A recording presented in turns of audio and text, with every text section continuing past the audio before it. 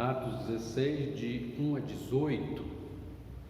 Paulo chegou também a Derbe e a Listra. Havia ali um discípulo chamado Timóteo, filho de uma judia crente, mas de pai grego. Os irmãos em Listra e Icônio davam bom testemunho dele. Paulo queria que Timóteo fosse em sua companhia, por isso circuncidou por causa dos judeus daqueles lugares, pois todos sabiam que seu pai era grego. Ao passar pelas cidades, entregavam aos irmãos as decisões tomadas pelos apóstolos e presbíteros de Jerusalém para que as observassem.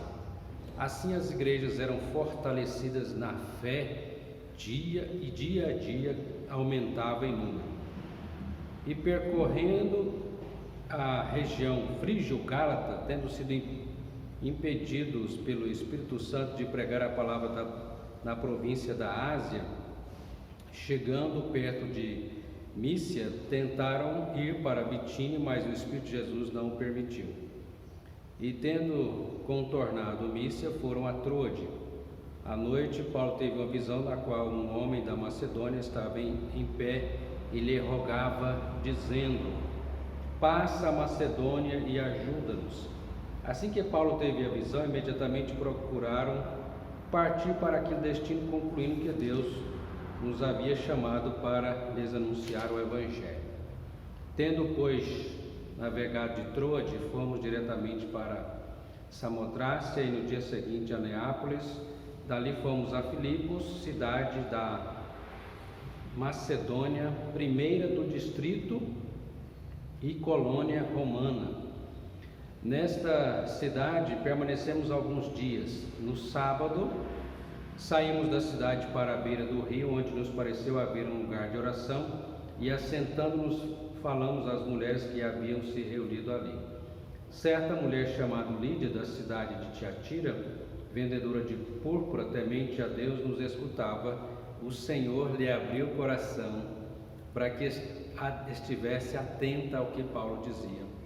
Depois de ser batizada, ela e toda a sua casa nos fez esse pedido: se julgam que eu sou fiel ao Senhor, venham ficar na minha casa, e os constrangeu a isso. Aconteceu que, indo nós para o lugar de oração, veio ao nosso encontro uma jovem possessa de espírito adivinhador, a qual, adivinhando, dava grandes lucros aos seus donos. Seguindo a Paulo e a nós, gritava, dizendo: estes homens são servos do Deus Altíssimo e anunciam a vocês o caminho da salvação.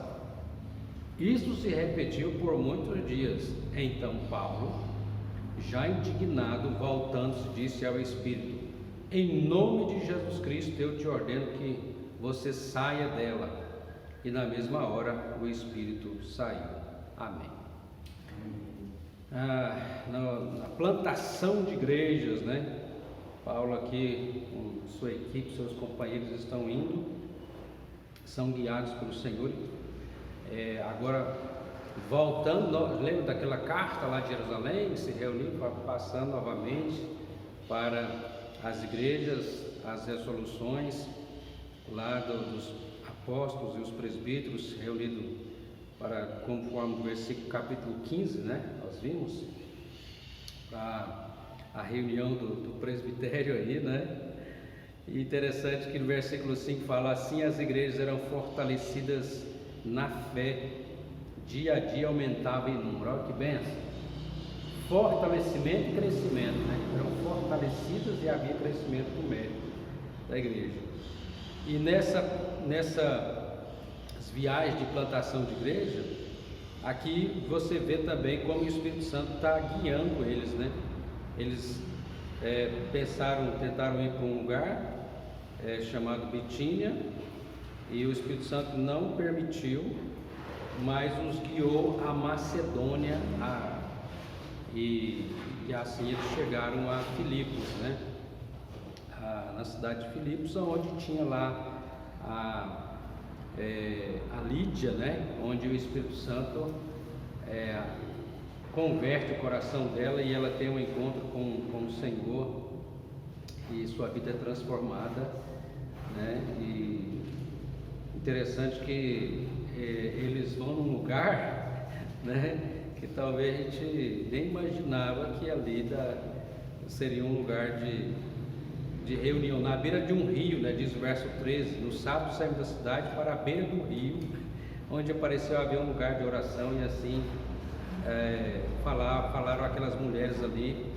Lídia é convertida ao Senhor, e agora tem um outro desafio. Paulo, indo para esse lugar de oração, vinha uma moça possessa de um espírito maligno, fazendo aí o trabalho de um alto-falante. Esses homens são servos do Deus Altíssimo, que vos anunciam a vocês o caminho da salvação. Parece bom, né? Parece que era, obrigado, tá jóia, né? Mas Paulo viu que ali não estava sendo vindo de Deus, mas do maligno, para perturbar, porque ela dava lucro pelas adivinhações que ela fazia aos donos dela, né? E aí Paulo expulsa o espírito maligno dessa jovem, a liberta, a libertação, e daí nós vamos ver amanhã, se Deus quiser, a libertação não só dessa jovem, mas também de tantos outros. Mas é um rebuliço que acontece aí, porque houve libertação, né? Para a glória de Deus, que assim possamos também orar pelos plantadores de igreja, pela revitalização da igreja, das igrejas, né? Que Deus nos abençoe e nos conduza em nome de Jesus.